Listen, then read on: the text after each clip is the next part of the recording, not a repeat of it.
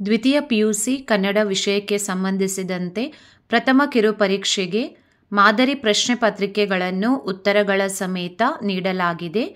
ಇನ್ನು ಇದೇ ರೀತಿಯ ಪ್ರಶ್ನೆ ಪತ್ರಿಕೆಗಳು ಅಥವಾ ಮಾದರಿ ಪ್ರಶ್ನೆ ಪತ್ರಿಕೆಗಳಿಗೆ ಈ ಚಾನೆಲನ್ನು ಸಬ್ಸ್ಕ್ರೈಬ್ ಮಾಡಿ.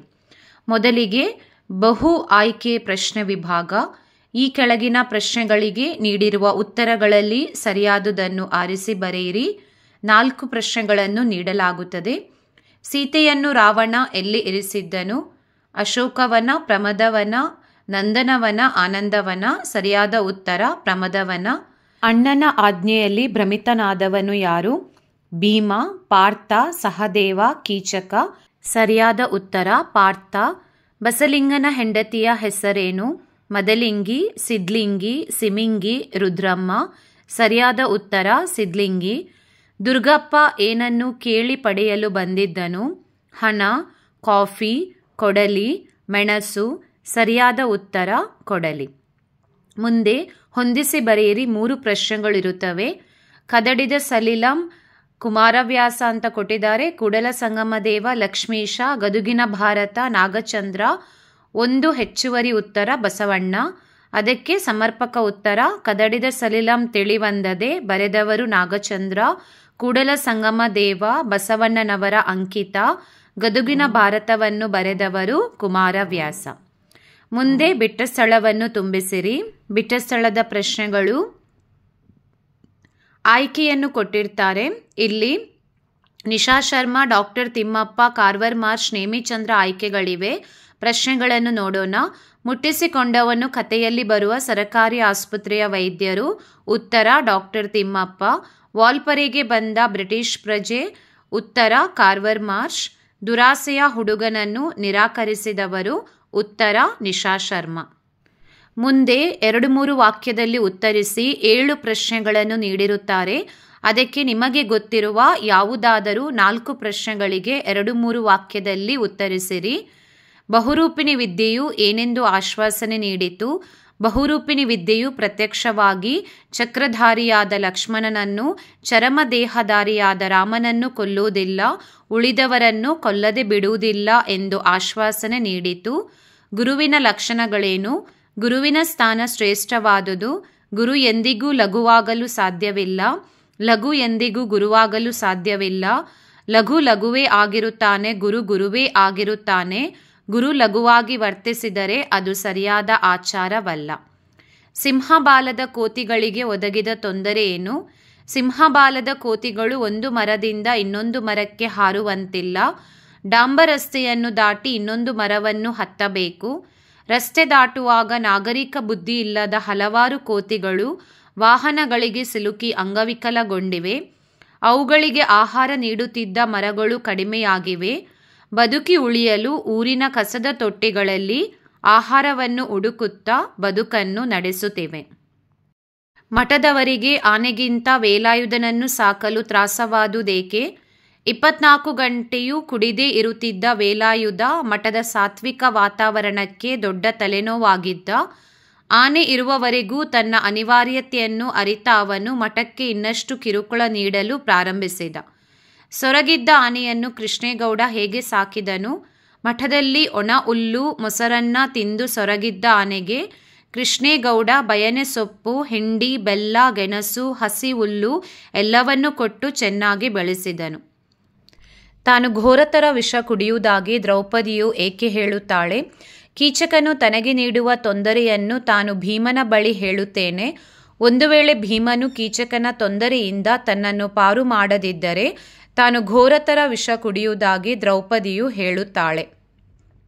ಕಣ್ಣನ್ನು ಪರೀಕ್ಷಿಸಿದ ಡಾಕ್ಟರ್ ತಿಮ್ಮಪ್ಪ ಬಸಲಿಂಗನಿಗೆ ಏನೆಂದು ಹೇಳಿದರು? ಕಣ್ಣನ್ನು ಪರೀಕ್ಷಿಸಿದ ಡಾಕ್ಟರ್ ತಿಮ್ಮಪ್ಪ ಬಸಲಿಂಗನಿಗೆ, ನಿನ್ನ ಕಣ್ಣು ಸರಿ ಹೋಗುತ್ತದೆ, ಆದರೆ ಆಪರೇಷನ್ ಆಗಬೇಕು, ಪರವಾಗಿಲ್ಲವಾ ಎಂದು ಹೇಳಿದರು.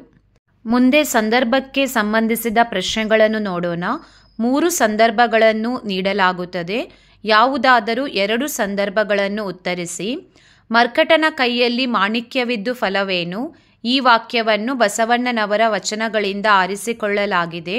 ಸಂದರ್ಭ: ಹಣವಿದ್ದು ಆಯುಷ್ಯವಿಲ್ಲದಿದ್ದರೆ ಅದರಿಂದ ಯಾವುದೇ ಪ್ರಯೋಜನವಿಲ್ಲ. ಹೇಡಿಯ ಕೈಯಲ್ಲಿ ಚಂದ್ರಾಯುಧವಿದ್ದು ಅದರಿಂದ ಯಾವುದೇ ಪ್ರಯೋಜನವಿಲ್ಲ. ಮಂಗನ ಕೈಯಲ್ಲಿ ಮಾಣಿಕ್ಯ ಇದ್ದು ಅದರಿಂದ ಯಾವುದೇ ಪ್ರಯೋಜನವಿಲ್ಲ. ಅದೇ ರೀತಿ ಶಿವನನ್ನು ಅರಿಯದವನ ಕೈಯಲ್ಲಿ ಶಿವಲಿಂಗವಿದ್ದು ಯಾವುದೇ ಪ್ರಯೋಜನವಿಲ್ಲ ಎಂದು ಹೇಳುವ ಸಂದರ್ಭದಲ್ಲಿ ಬಸವಣ್ಣನವರು ಈ ಮಾತನ್ನು ಹೇಳುತ್ತಾರೆ. ಸ್ವಾರಸ್ಯ: ಶಿವನನ್ನು ಅರಿಯದವನ ಭಕ್ತಿಯು ವ್ಯರ್ಥವಾಗಿರುತ್ತದೆ. ಅದು ಅವರು ಆವರೆಗೂ ನೋಡಿರದ ಪ್ರಾಣಿ. ಈ ವಾಕ್ಯವನ್ನು ಕೃಪಾಕರ ಸೇನಾನಿ ಕೆ. ಪುಟ್ಟಸ್ವಾಮಿ ರಚಿಸಿರುವ ವಾಲ್ಪರಿ ಅಭಿವೃದ್ಧಿ ತಂದ ದುರಂತ ಎಂಬ ಪಾಠದಿಂದ ಆರಿಸಲಾಗಿದೆ. ಸಂದರ್ಭ: ಮಾರ್ಷ್ ಕಾಡಿನ ಅನ್ವೇಷಣೆಯನ್ನು ಮಾಡುತ್ತಾ ಆದಿವಾಸಿಗಳು ಇರುವ ಹಾಡಿಯನ್ನು ತಲುಪುತ್ತಾನೆ. ಆದಿವಾಸಿಗಳು ಮಾರ್ಷ್ನ ಕುದುರೆಯ ಸದ್ದಿಗೆ ಭಯಗೊಂಡರು. ಅದು ಅವರು ಆವರೆಗೂ ನೋಡಿರದ ಪ್ರಾಣಿ. ಜೊತೆಯಲ್ಲಿ ನಾಜೂಕು ಪೋಷಾಕಿನ ಮಾರ್ಷ್. ಈ ಎರಡು ವಿಚಿತ್ರಗಳನ್ನು ಕಂಡು ಅವರು ಮಕ್ಕಳನ್ನು ಎಳೆದುಕೊಂಡು ಕಾಡಿನಲ್ಲಿ ಮಾಯವಾದರು. ಸ್ವಾರಸ್ಯ: ಮಾರ್ಷ್ನನ್ನು ಕಂಡು ಆದಿವಾಸಿಗಳು ಭಯಪಡುವ ರೀತಿ. ಮುಂದಿನ ಸಂದರ್ಭವನ್ನು ನೋಡೋಣ. ಆನೆ ಸಾಕುವುದು ಎಂದರೆ ಎಲೆಕ್ಷನ್ನಿಗೆ ನಿಂತ ಹಾಗೆ. ಈ ವಾಕ್ಯವನ್ನು ಕೆ.ಪಿ. ಪೂರ್ಣಚಂದ್ರ ತೇಜಸ್ವಿಯವರು ರಚಿಸಿರುವ ಕೃಷ್ಣೇಗೌಡರ ಆನೆ ಎಂಬ ದೀರ್ಘ ಗದ್ಯದಿಂದ ಆರಿಸಲಾಗಿದೆ. ಸಂದರ್ಭ: ಆನೆ ಸಾಕುವುದು ಎಂದರೆ ಎಲೆಕ್ಷನ್ನಿಗೆ ನಿಂತ ಹಾಗೆ ಎಂಬುದು ಜನರ ನಂಬಿಕೆಯಾಗಿತ್ತು. ಆನೆ ಸಾಕುವುದೆಂದರೆ ಮನೆ ಮಠ ಕಳೆದುಕೊಂಡು ಹೆಂಡತಿ ಮಕ್ಕಳ ಬಾಯಿಗೆ ಮಣ್ಣು ಹಾಕುವ ಬಲವಾದ ಮಾರ್ಗ ಇದೆಂದು ನಂಬಿದ್ದರು. ಆದ್ದರಿಂದ ಕೃಷ್ಣೇಗೌಡ ಆನೆಯನ್ನು ತಂದಾಗ ಅವನ ಗತಿ ಮುಗಿದಂತೆ ಎಂದು ಜನರು ಭಾವಿಸಿದ್ದರು. ಸ್ವಾರಸ್ಯ: ಕೃಷ್ಣೇಗೌಡರು ಆನೆಯನ್ನು ತಂದಾಗ ಜನರು ಯೋಚಿಸುತ್ತಿದ್ದ ರೀತಿ. ಮುಂದೆ ದೊಡ್ಡ ಪ್ರಶ್ನೆಗಳು. 3 ಪ್ರಶ್ನೆಗಳನ್ನು ನೀಡಲಾಗುತ್ತದೆ.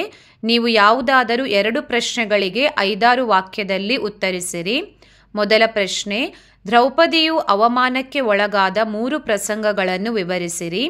ಮೊದಲನೆಯ ಪ್ರಸಂಗದಲ್ಲಿ ಪಾಂಡವರು ಪಗಡೆಯಾಟದಲ್ಲಿ ಸೋತಾಗ ದುಶ್ಯಾಸನನು ತುಂಬಿದ ಸಭೆಯಲ್ಲಿ ದ್ರೌಪದಿಯ ಮುಂದಲೆಯನ್ನು ಹಿಡಿದು ಸಭೆಗೆ ಎಳೆದುಕೊಂಡು ಬಂದು ಅವಳನ್ನು ಅಪಮಾನ ಮಾಡುತ್ತಾನೆ.